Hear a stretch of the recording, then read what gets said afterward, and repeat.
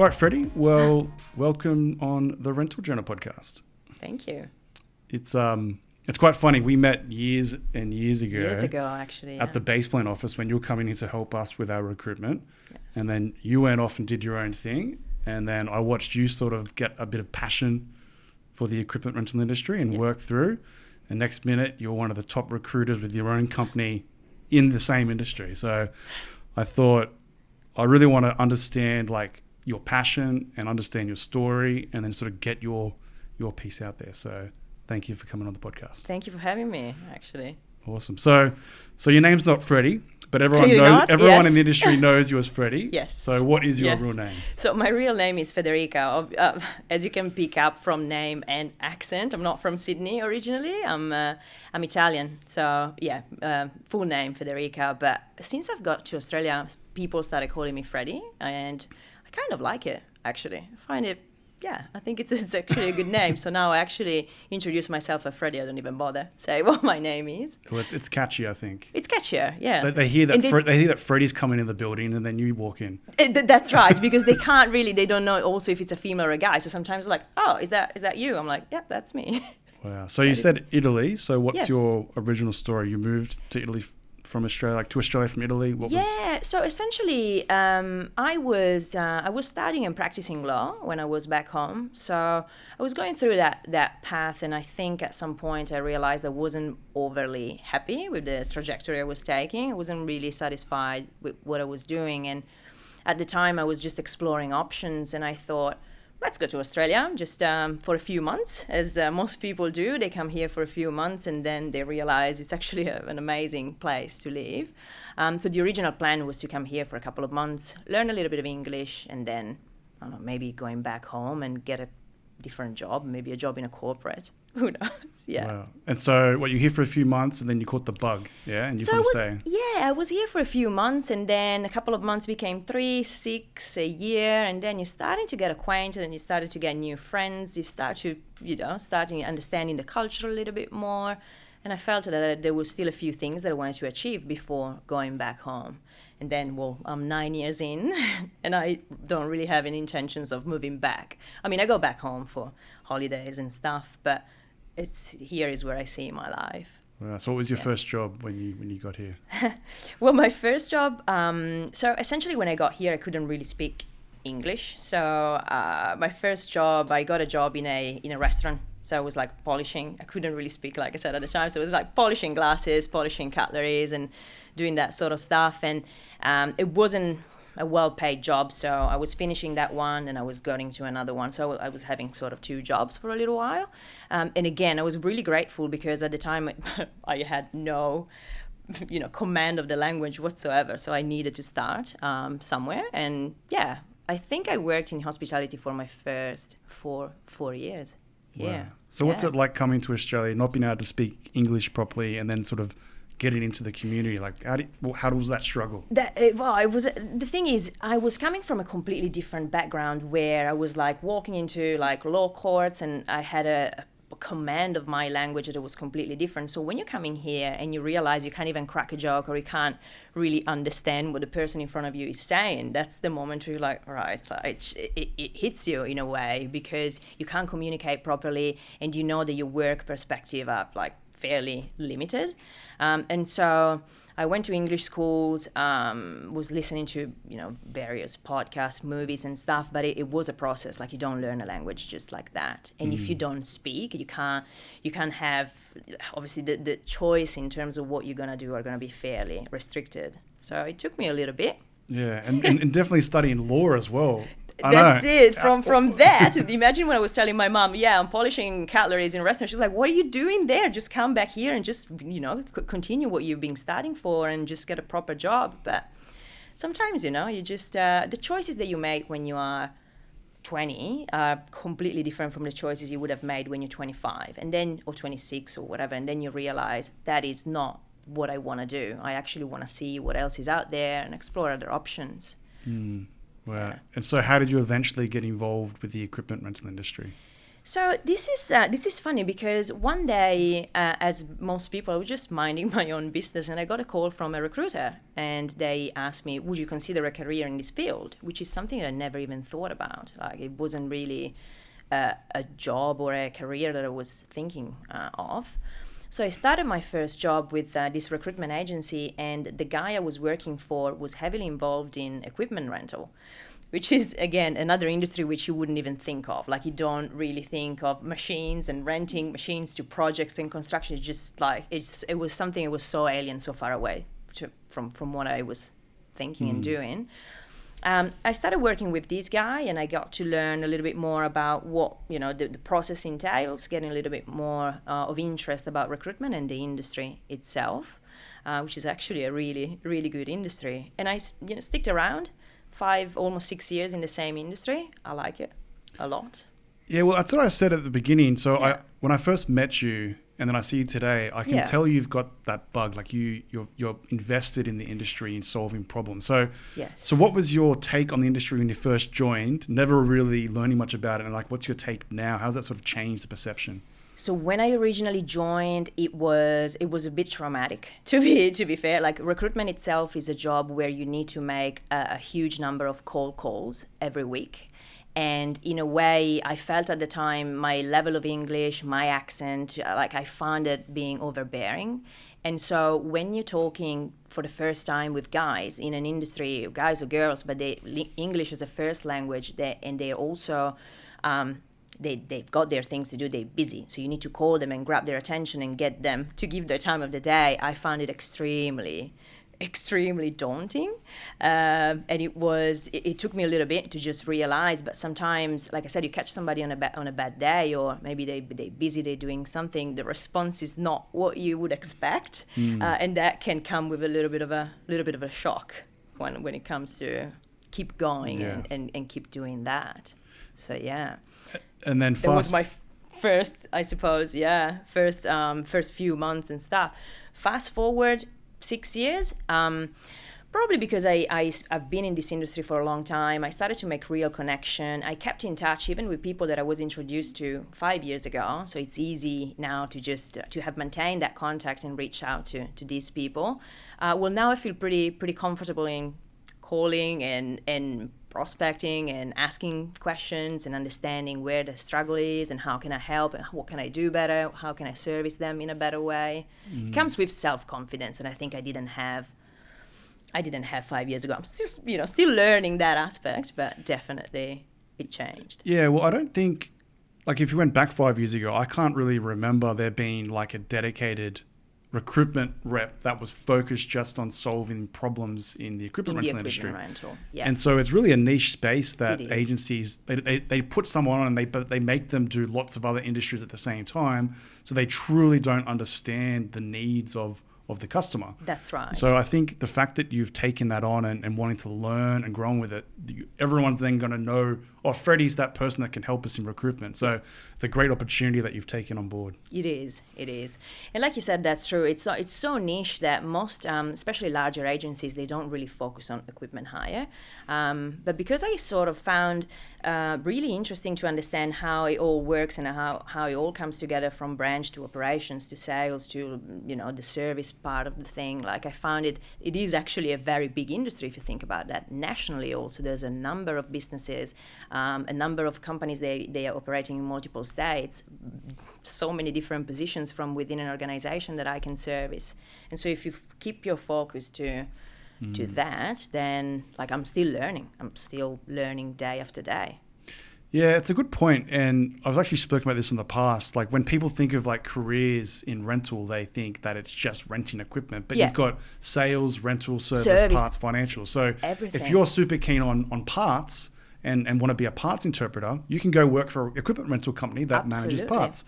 If you're keen on servicing and maintaining equipment, you can be a fleet manager, and you could be a service manager, and you could be a technician. If you want to be someone that sells capital equipment, you can work for that division within that business. If you want to rent, if you want to be an analyst, because one of the big things around data is with these equipment rental businesses. What's our utilization? So financial analysts that can analyze the data, help the business. Like there's so many careers. There's so many careers from within. Yeah. And it even goes deeper because let's say that you're super keen on concrete.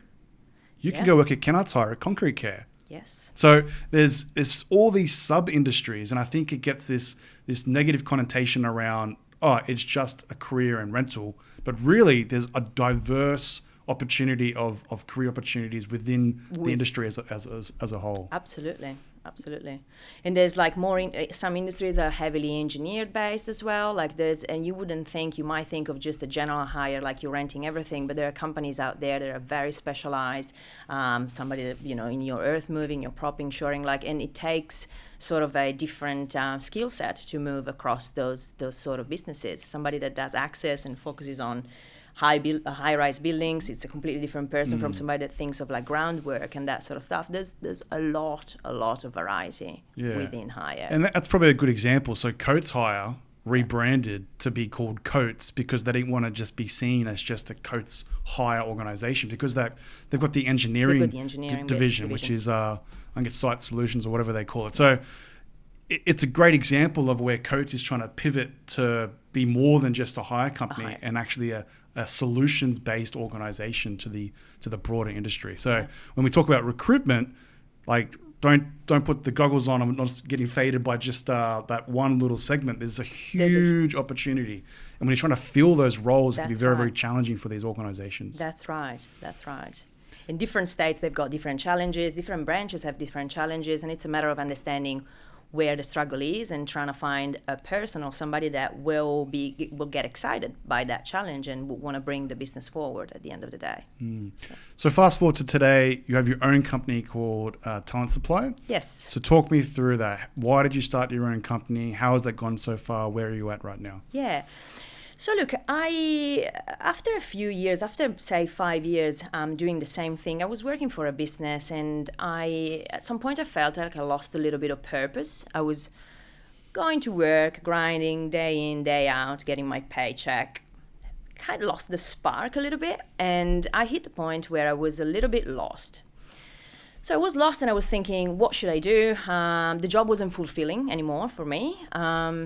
I thought about a few options, and it's funny that you asked me this question because that day I went on sick and I found a job opening for a really big national capital equipment hire business, and I've applied for a position as their internal talent acquisition specialist. And when I saw that position, I'm thinking, wow, I've got great credentials for this one. That's what I do day in, day out. And I was rejected. I didn't even make it to first interview. And that rejection in a way hit me because it made me stop and think, okay, what am I going to do? Like, am I allowing somebody else to take charge of what I can do or what I can't do? Or am I going to put matters in my own hands and decide the trajectory that I want to take? And I think as much as that moment was a low point, because I remember I was really, I don't know, I was just disappointed, but I think it was a bit of a push for me to just like go and do your own thing. And I think that was exactly the kick that I needed to just say, okay, I can do it. I know enough people in the business. I'm well networked. I know how to do this job. That's what I do, and I can do it for myself and be the shot caller, deciding who I'm going to work with, who I'm not going to work with, how am I going to work, from where I'm going to work, what marketing strategies am I going to put on, who am I going to hire, having a complete control over what I'm doing rather than working for somebody else. And then when you work with these big recruitment agencies, as you said, like it's obviously a numbers game sometimes. So it's like we need to get this many people put out. You have your targets, you have weekly, quarterly, yearly targets, and it feels like you're working towards nothing really. It's hard to do the same job over and over, and that is something that I also talk about with my clients when they point out account managers and BDMs are moving after 2-3 years. But realistically, if you're doing the same thing for 2, 3, 4 years, and it's exactly the same thing with no progression, with no end in sight. Like I understand why people are getting, you can get disengaged, and therefore a good option will be moving or do something else. But you can see where the negative connotation comes for companies that are working with recruiters, where they're working with a big corporate organization that's just throwing resumes at them just for the sake of hitting the numbers, rather than working with a boutique specialist that is actually not too focused about the numbers, but it's more focused around actually providing the right people. The right people. And so I think that's quality. a big advantage that you have for that niche industry. And the thing is, now that I don't have a target on my head, I can decide, okay, instead of working 10 jobs, I'm going to work 5, and I'm going to make sure that I understand exactly the requirements about these 5, and I'm going to make sure that I'm going to fill these jobs. Because the other thing is, now I don't get paid for my time, and time is a very important resource. So when you're working for an agency, all right, you flick CVs and you know that like you still, you're getting your paycheck and you just need to hit those financial or whatever targets you have. Whereas when it's your own, you start thinking what makes sense and what doesn't. And you start to walk away from things that are not making sense, or from companies where you don't get the right level of engagement, or where you know that you genuinely can't help them for different reasons. So I think it's working with somebody, like working with myself, that has that little that thing on top, where I just don't work 100 jobs at the time, and I just try to focus on whatever I can deliver on. Because that's just my reputation, I can't just go around and say, I can do this, this and that, and then not delivering what I'm saying, because people will not use me again. Yeah, so you applied for more of a corporate role. You got rejected. You were sort of questioning. I was questioning everything. I'm like, I have been rejected for a job that I'm doing on a daily basis for an equipment hire business. Like, I know a lot of people. I could be a great asset. And I'm like, what does it say about me? And then, when you start self-doubting yourself, you're thinking, am I in the right career? Am I doing the right thing? Like, if I can't even get a job in this industry. Like, what have I done in the last 5 years? It's crazy. And so then you start your own business, Talent Supply. Yes. What does that first few months look like? Oh, the first few months have been tough. And look, just by the way, whoever will say, you open up your own business so you can just finish at 2 p.m. and sipping cocktails in Copacabana, that's not how it is. It's a number of hours of planning, research. It's a lot of disappointment. In my first few months, for instance, I didn't make a placement. I did not place people in jobs, which for me and for my industry and for what I do, it was really bad. Thinking I was doing all the right activities, I was doing the right things, but things were not happening. And so weeks are going by, months are going by, and again, you're thinking, wow, what have I done? Like, am I doing things right? Sleepless night where you're thinking, what can I do better? What can I do? What have I done that wasn't? So there's a lot of struggle that was happening, especially in my first few months. I hit a few low points for sure. I remember I've got a morning routine. I've got a dog, so I wake up, walk my dog, and have breakfast. And sometimes I listen to motivational stuff. And I remember I was reading about a group of gold miners, and that was like back in the 80s. They were in America. They were searching for gold. They were in this mine site for like many months and without getting anything out of it. It was a struggle every day, terrible weather, and they were about to quit. They were literally about to quit. The only reason why they weren't quitting is because their leader was going there every day, showing up with a big smile and say, today is going to be the day. So every day he was coming there, would say, today is going to be the day. And they were showing up with the drive of trying and trying up until they found gold. Now, I don't know if it's a factual story or not, but it tells you a lot about you need to be resilient. And so I wrote down, today is going to be the day. Post-it, I just sticked it on my screen, and every morning I was looking at that, and I'm like, today is going to be the day. The day didn't come for a long time, but then eventually one day was the day. Yeah. And then you got your first placement. And then I got my first placement. And then when you start having, that started putting a bit of pressure off me, because first placement means first money that comes in after my first initial expenses and licenses and stuff that I had to pay up front and all that sort of stuff. So it comes in. And then you feel a little bit more relaxed, and then second, third, and then you start realizing it's a formula that works. It's just a matter of keep doing what you know you can do, and it will work. I can't imagine the pressure you were putting on yourself, getting the rejection from that national organization to then not getting a placement after multiple months of starting your own business. That's you right. must have been really questioning what was going on. Yeah, because also it's not that I left recruitment and started an online business where you don't know, you have no idea of how quickly you can do. Like I was doing exactly the same, and I was, I know people, I have contacts, and I'm like, why things are not happening? But the problem is the problem and the beauty of this industry is that we're working with people. People are unpredictable. Things can change. And so when I was looking back at what was wrong and what was right, like some things sure were in my control. I could have probed more. I could have pushed more. But some of the things, it was circumstantial. And so there wasn't really a real reason for me to think it wouldn't have worked. And I try to keep positive attitude, even though sometimes it's hard. And it was hard. Yeah. You got your first one. And then your second one came, and then it just started. You got the formula. And then things just started clicking. You kept on grinding, and then it grew out, and now you've got a system. Yes, and now I've got a system. Yes. How does that make you feel?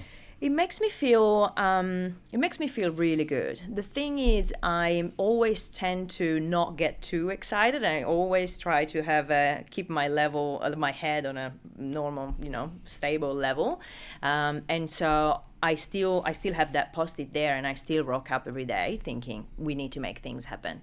It is a job that is very related to activity.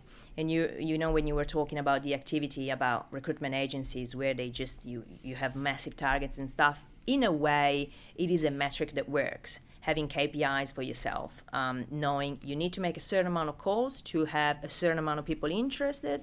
Out of this certain amount, you need to activity is the key. You keep that up, results will come. And I guess with recruitment, it's all relationship based as well. Like it is. People aren't always looking for a job or whatever it might be. And they might be looking for a job in 2 years' time. There you go. So you got to keep that relationship over a period of time as well. So it's almost like you just got to grind it out and just wait and then build that reputation, and things will happen. And like you said, having touch points is key. Sometimes I know that I speak with a good person, they're very happy in their job, nothing to do about it. But then 3 months later, I send a message, hey, how you doing? Like nothing really work related, but I keep that constant touch point. So the day that they will finally say, all right, I'm open to explore other things, they'll call me as a first thing. You're going to inspire a bunch of other recruiters to go out and start their own company now. Well, look, that will be the end goal, I think. If you have a good enough network and you have... You need to be very resilient. That's the only thing that I want to stress, is that when you work for an agency, even in terms of leads and stuff that comes through, you have a lot of that things happening. Clients that call in, colleagues that speak with people, you have past relationships that you can leverage. There's a number of things. I started with no database, essentially, because I started fresh. Like I had the database of people that I know from of LinkedIn and stuff, but I really had no contacts. So you have no database. When you do a new call, you can't even reference, hey, you worked with this person before. Like you have real no history there. So there is a lot of market mapping and client canvassing that goes with opening up your own business. And if you're not comfortable with that, the phone does not ring, and it won't start ringing like that. So no, that's great. You need to be prepared. Yeah. So maybe just for the listeners, like what is the process for a recruiter to work with a company, and then also from the employee side as well that might be looking for, or a candidate side that's looking for a job? Because a lot of companies maybe haven't worked with a recruiter before. Yeah. So just want to explain both sides. Yeah. So from a company's perspective, I think the problem that companies have is that they represent one brand, their brand. And the problem also is they don't really have time to do exactly what we said before, touch points. So they recruit when they have a need. And so when they have a need, their process is posting a job ad or just reaching out to their network, asking for internal referrals. Essentially, that's it. When you're working with a recruiter, you have this person or myself in this particular aspect. I can go and talk to a variety of people that I know. I can tap on the shoulders of people that I don't know. So I can present you with options, not only with people that are currently looking, but also with passive talent. And the thing that we do better, I think, as recruiters is candidate attraction, candidate assessment, because you need to assess whether they're good or not, and retention. We retain them. We retain them during the process. We make sure if the candidate is interested when they go at interview stage, they will be interested when we are at offer stage. Sometimes businesses, they get lost. They have a lot of things to do. They are time poor. And maybe they have an interview. They don't touch base with the candidates for 2 weeks. And then, oh yeah, let's have a second interview. By that time, in this market, chances are the candidate will probably be gone. So there's a lot of things that we do from a client side. And also from a candidate side, I suppose I can give them a lot of options in terms of businesses. I can advise them on market rates, what the culture of a business is, what businesses are good to work for, what businesses are not so good to work for. So the most rewarding thing for me is when I get a message or a call saying, hey, Freddie, we spoke like a few months ago. Now I'm ready. I'm not, I haven't really looked around. Have you got anything? Like, they come to me first, because applying for jobs is a stressful process. You don't know where your application is going through. You don't know who's going to handle that application. And you simply, sometimes if people are working, they don't have the time to scroll through 9,000 vacancies. And I say 9,000 because as of yesterday, there were 9,600 open jobs for BDMs in Australia advertised on Seek. It's crazy. Wow. Crazy. So we do the legwork on their behalf, save them time. And so I heard the way you charge is a little bit different compared to the conventional way in the recruitment space. So what makes you a little bit different? It is a little bit different, and I have the feeling that I thought about this pricing structure because rental businesses, I found, are price sensitive.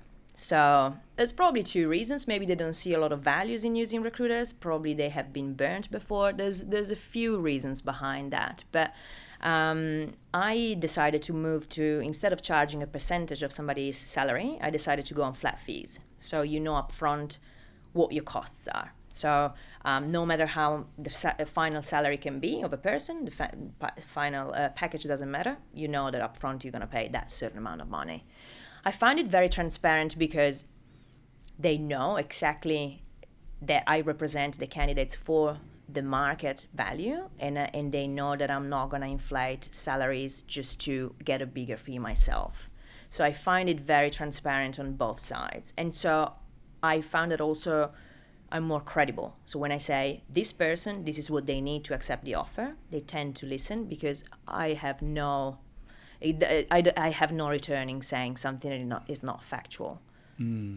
So, yeah, I like that piece around you not inflating the salary to try and earn more money as part of the deal. Yeah. You can see how businesses could have a bad reputation in recruitment where someone just wants to get that extra $10,000 bump, not caring about both parties, but purely just from a commission standpoint. That's right. I think that's, I never really even thought of that before, but that's a really good point. And sometimes it's also detrimental for the candidate, because if the candidate is misrepresented in terms of salary, they might miss out on getting an interview. Because if I present you for somebody that is clearly,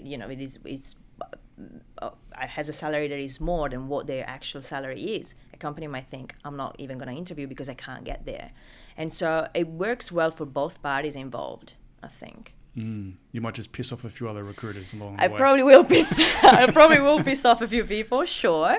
I'm sure there's other reasons, and to be fair, I can make this decision because that's my business and I can decide how much I charge and what I can charge. But I also found that the model of a percentage of a salary is something that it's always been like that, has never been changed. There's no real reason why it should be a percentage or why it should be a flat so I can make those decisions now. Yeah. No, that's good. Having complete control over what you do and how you do it. Yeah, that's good. So then there's the term going around as the Great Resignation. I've seen that term float around a few times. So have you seen a bit of a change in the market over the past 12 months, you would say? I've seen a change in the market. I probably wouldn't call it the Great Resignation, just because it's not that people are quitting left, right, and center. They probably have there's probably more of a rethink about what people want. And it's more a matter of, can my employer match what I want now? People have changed, and candidates and their expectations have changed massively, dramatically in the last couple of years. After a couple of years of COVID and lockdowns and things, a lot of people realize that commute is a killer. They've realized that some jobs can be done as equally as good as home than from the office. And so, and some people, they've realized also work is not everything in life, and they just want to have more time to spend with their family. So the massive shift that I've seen is around flexibility and a genuine flexible model where you can go to the office. It's encouraged to go maybe a couple of days a week, but you can work from home. And flexibility even within your working hours. I know a lot of working moms or single parents where they would be struggling in getting your typical 8 to 5 or 9 to 5 position, and miss out on a lot of opportunities for that reason. Or a lot of people have kids pick up to do at 3:30 p.m. That's right in the middle of the day. But again, does it matter how long a person works as long as they can bring in the results? I don't think it does. There are some jobs, if you're a hire controller, you need to be there. The branch is open from this time to that. Like, you can't just do it from home. You need to have an understanding of what equipment is there, like what the stock, like repairs, blah, blah. But if you're a salesperson, at the end of the day, if you stop working from 1 to 4 and then start working again from 4 to 8, doesn't matter. You have your targets, and as long as you achieve them, you should be fine. Well, it was quite funny when we recorded the podcast with Greg Parfit out of the Orange Hire office. I got there and it was me and Greg in the office. That was it.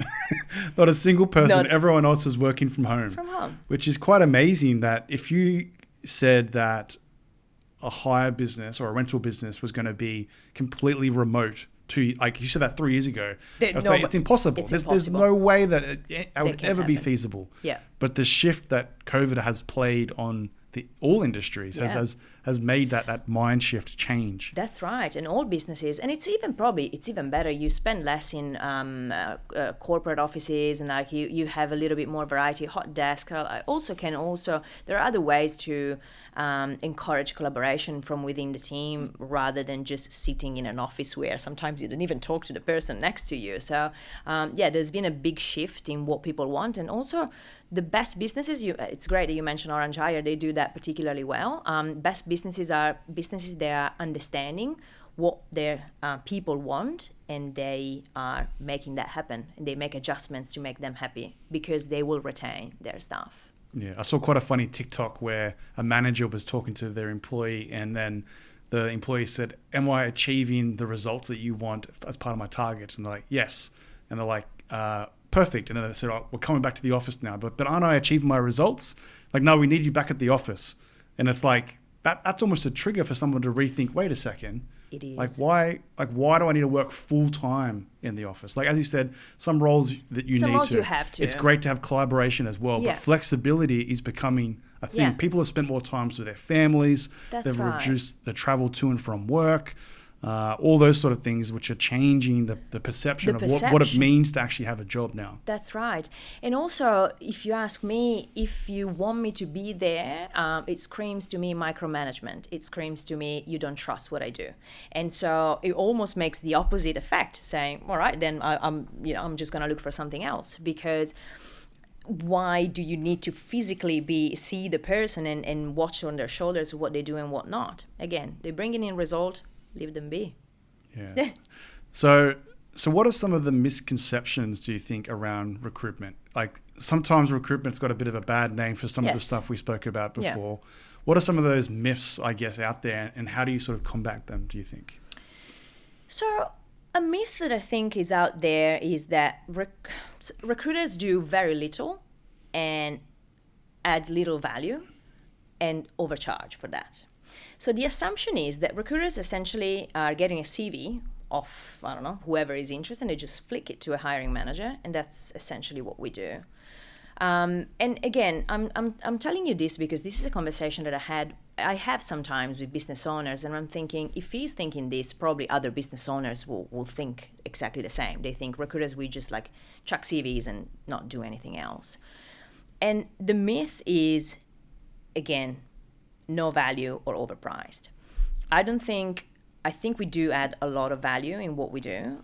It is an industry that deserves a little bit more respect and a little bit more recognition. It's actually an industry that can shape organizations depending on the people that you put in. People are a very important aspect of, it's probably the essential aspect of every organization. And it's funny how people see recruiters as, not a trusted partner. They just see them as a transactional operator that just chucks people in and out.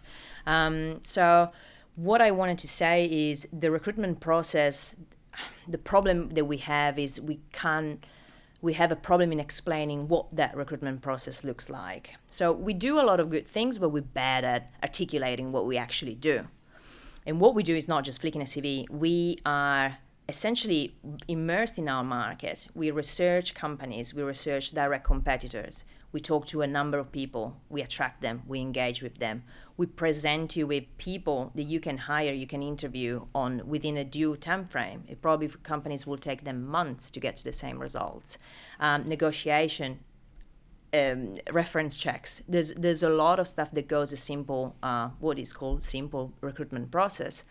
And especially these days where the talent market is so tight, you want to utilize a recruiter also to better brand the company itself. So sometimes it's also a matter of perception from a candidate perspective. If they are approached by a recruiter, they know that the business is solid because they have outsourced their recruitment process to a professional and they pay this professional a fee in order for them to find them people. So it also can add on to the company branding as well. Mm-hmm. We acting as brand ambassador effectively of the companies that we're representing. We tell stories, we tell the journey, we engage people, we make them excited about coming and joining a business. And that is a very valuable aspect of our job that sometimes is not really recognized, I think. Well, like trust is a big thing for me. So I remember when I was recruiting for a role, I called you first and said, hey, look, I'm looking to fill this position. It's not in the direct hire space, but it'll be great if they have some knowledge of it. And then you openly said, I'm not the best person to source this person. And you put me in contact with Jesse. Yes, that's Hey, Jesse, right. you're doing a great job. So Jesse's been You're amazing. welcome, Jesse. Jesse's amazing. He's done a great job so Yes. far and he's helping us out. But the fact that you just didn't say, yep, I can do it. And then you took on that job builds even more trust. I realize Freddie truly wants to try and be a partner rather than just flicking CVs, as he said. I would have wasted your time. I would have probably not given you the right people. And maybe we wouldn't even be here today. Exactly. There you go. It's long-term thinking. And that's something that sometimes a lot of industry is not really thinking about long-term and what the impact of the action that you have today can have onto that relationship long-term. Short-term thinking is never a good thing. So for me, I'm very passionate about communicating and sharing experiences and having people on the podcast that truly love the equipment rental industry. Like when you're recruiting for someone, like can you tell whether they're truly passionate about it or they just see it as another job? I think I can, after many years, my guts is telling me, helps me to recognize who says the things because I wanted to hear them and who is actually genuine about it. People that have a passion, they just don't move for salary, they move for reasons, they move for career progression, they know a lot about the industry, they're passionate about, even when it comes to the length of my conversation. When I have half an hour conversation with a person talking about people that we know, laughing, getting excited about, and like talking about products and applications and stuff, I can feel the person is genuinely excited about the industry and working for this industry. And sometimes, again, it's a gut feeling. Sometimes I just understand people, they're not overly happy in one position, they just plot along. And that's, I feel, because it's such a niche industry, this industry is very incestuous and people are moving from one company to another company to another company doing essentially the same thing without really a real reason apart from maybe a little bit of money or different manager or that sort of stuff. And on the flip side, higher businesses are in a way more attracted by whoever has an experience in equipment rental. That is why you see people moving from one company to another. There's not a lot of fresh blood coming into the industry. I've seen a shift lately, which is great and is beautiful to watch because you get new ideas from people that are coming from outside that do things differently. But typically speaking, when I get a job brief, I'm asked, find me this, and that. And there's usually experience within rental. Yeah, and I guess if you don't have that experience in rental, for me, it's about showing initiative or being interested in, like asking questions, wanting to learn, those sort of things. Yeah. How do you find someone that's actually got those qualities? Because it's so easy for someone just to say that they're those things. That they have those things. That's the most challenging aspect. The most challenging aspect is when I usually, as a selection method, I look at work history, and there's some assumptions that you make. So if somebody was selling this product to this market and to these people, they could be a good fit because essentially they'd be selling to the same people and stuff. When you're speaking with people coming completely outside of the industry, there's other qualities that you're looking at. Drive, enthusiasm, sales process, and sales cycles. So I ask probing questions about what questions do you ask to your customers, what are your favorite questions to ask to customers, what sort of customers you find difficult to deal with, what not. There's a bunch of questions that I can ask that are open-ended, and they open up a good conversation, and that allow me to understand if it can be a good fit or not. This is the trickiest, by the way, aspect, because when I am asked to find somebody from outside and I've got not a lot of parameters, I will go with my gut feeling and just vouch for the person, essentially. I've got two very funny stories around recruitment. So I was with Gary Radford up in Queensland last week, and we were talking about filling roles, and he had a lot of people in his office, and I was like, he seems pretty switched on. Where did you find him? And he said, I found him at Barbecue Galore. And I was like, Barbecue Galore? And then he was like, so I was trying to buy a barbecue, and he was like super passionate about solving my problem when it comes to the barbecue. And I asked him what he was doing. He was studying a similar field around electrical engineering. And then he was like, do you want a job? And so then he actually recruited someone from Barbecues Galore purely because of his passion. The other person that he recruited he took his bike in for a repair. There was heaps of people on the counter getting yelling at people there, and he was super calm. Under all this chaos, he was super calm. And then he got to the counter and said, how are you so calm? Like, why aren't you freaking out? And then he was like, that's just my personality type. I was like, do you want a job? and that's Brilliant. Quite amazing, isn't it? Like you see these people, and he didn't go in there and recruit based upon the skill, but based upon the trait that person has. And I think when you're trying to find someone for a role, obviously it's great if they've got higher experience. Yeah. But if someone's got those qualities, and I guess you can use like disc profiles to do stuff like that. Yes. But I think that's a huge advantage when you can recruit the right personality types for the role as well. Absolutely. Yeah, like you said, there are some qualities that are genuinely good for every sales aspect. If you're driven, if you're competitive, you're coming from a sports background, you usually have that sort of competitive nature. There's a few aspects that you can, that need to be there, specifically in sales jobs. And the other stuff is teachable. Product is teachable. Clients are teachable, but the personality, the drive, the willingness to achieve, that's not teachable. Yeah, that's something that needs to come from within. Yeah. So what advice would you give to young Freddie? What advice I would give to young Freddie will probably be less judgmental on myself.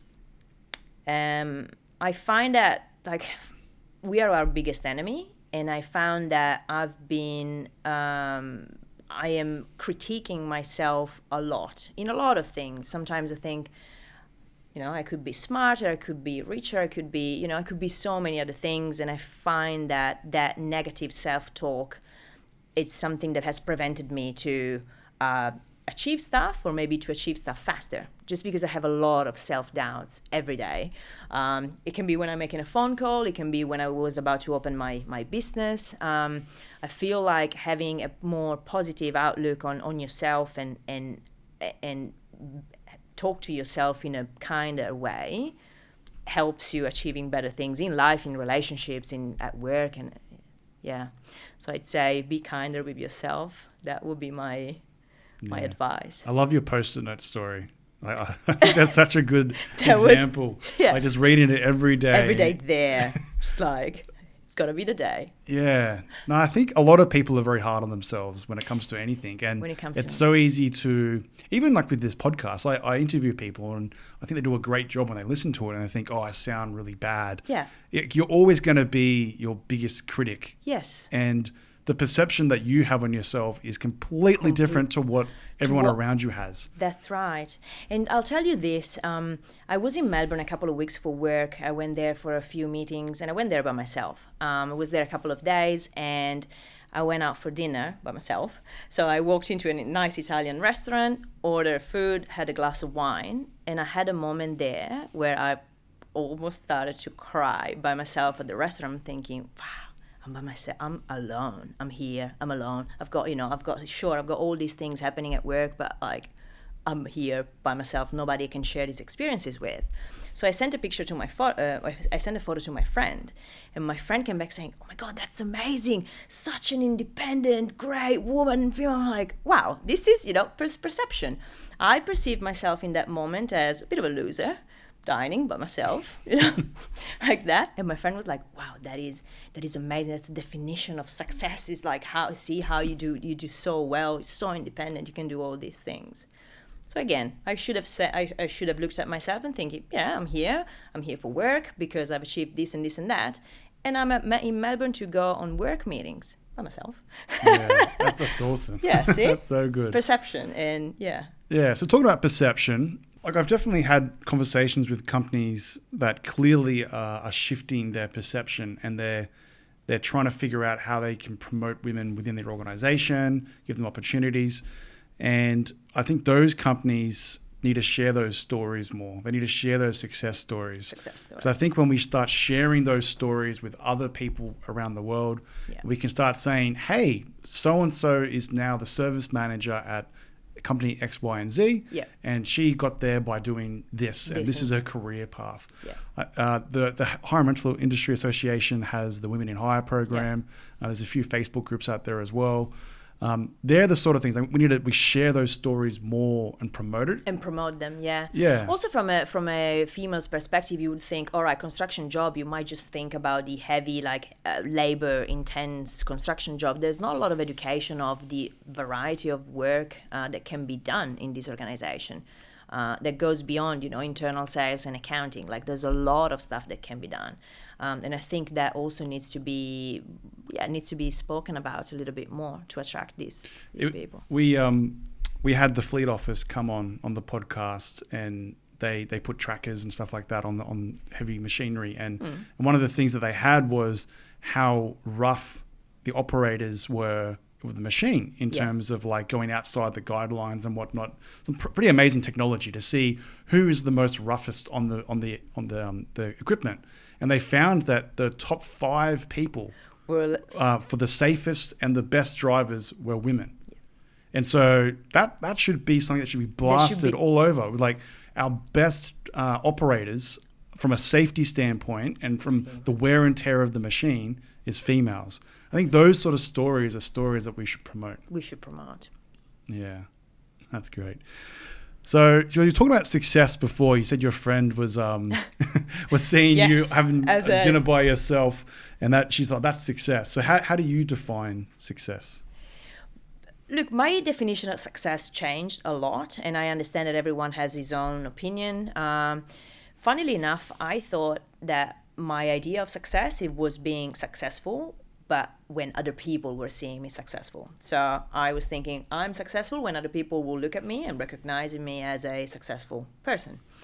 Whereas now, success, it's more comes from within. It's more being self-content with what you have and what you have achieved and where you're going, having a sense of purpose for what you do, and not linking that success feeling to what other people are thinking of you.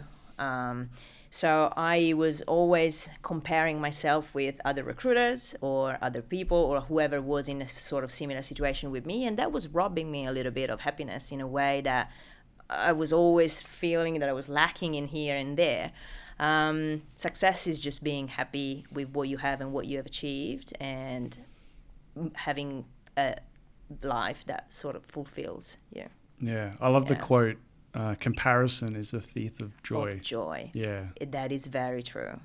When you allow other people, or when you are comparing yourself to what other people have achieved, they have a completely different story. They've gone through different struggles. No, we are very unique in every single way. And if you compare yourself to other people, that's where you start feeling maybe an underachiever, or you start feeling that you haven't been as successful. Yeah. Which is something you should avoid. You should look at yourself and thinking, look how far I've come. I feel content with myself. Yeah, focus on yourself Focus rather on than others. yourself. Yeah, try and be a better version of Freddie from yesterday rather than comparing whoever else is doing whatever else they're focusing on out there. Because, in the end, the more that you focus on yourself, the more content you're going to be on what you are achieving and what that means for you, as you said, as what defines success. Yes, agreed. All right, Freddie. Well, thank you for coming on the Rental Journal podcast. Thanks a lot for having me, Mark.